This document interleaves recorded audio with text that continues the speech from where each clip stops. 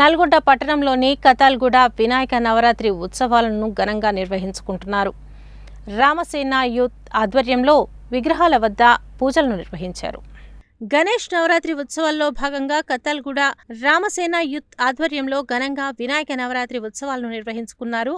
అన్నదాత పాలకూరి రాజు సముద్ర ఆధ్వర్యంలో అన్నదాన కార్యక్రమం నిర్వహించారు. ఈ సందర్భంగా కతాల్గూడ రామసేతు యూత్ సభ్యులు మాట్లాడుతూ నల్గొండ పట్టణ ప్రజలతో పాటు వార్డు ప్రజలకు వినాయక చవితి శుభాకాంక్షలు తెలియజేశారు. కతాల్గూడలో రామసేన యూత్ ఆధ్వర్యంలో వినాయక విగ్రహాలను ప్రతిష్ఠించుకోవటం జరిగిందని చెప్పారు.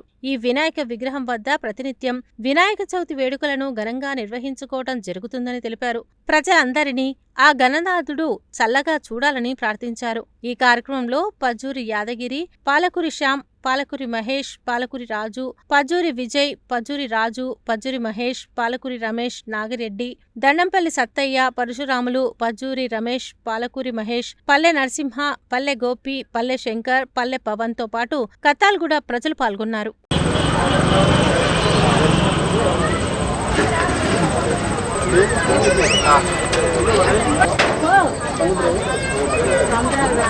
గణేష్ నవరాత్రి ఉత్సవాల్లో భాగంగా 11వ వార్డు కతాలగూడెంలో రోడ్డు మీద పెట్టినటువంటి శ్రీరామ్ యువసేన ఆధ్వర్యంలో ప్రతిష్ఠించినటువంటి గణేష్ కాడ ఈరోజు అన్నదాన కార్యక్రమం చేయడం జరిగింది. ఈ అన్నదాన కార్యక్రమాన్ని నిర్వహించినటువంటి వారు మన పాలకూరు రాజు సముద్ర గారు.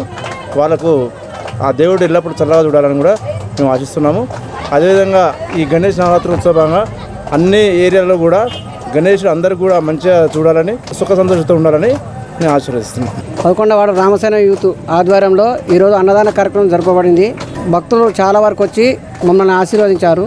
ఈరోజు 11వ వార్డు కతాల్గూడలో రామసేన యూత్ సమక్షంలో అన్నదాన కార్యక్రమం నిర్వహించారు.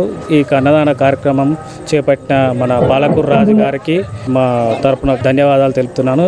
ఈ కార్యక్రమంలో అధిక భక్తులు పాల్గొని ఈ కార్యక్రమాన్ని విజయం చేసినందుకు అందరికీ నమస్కారం.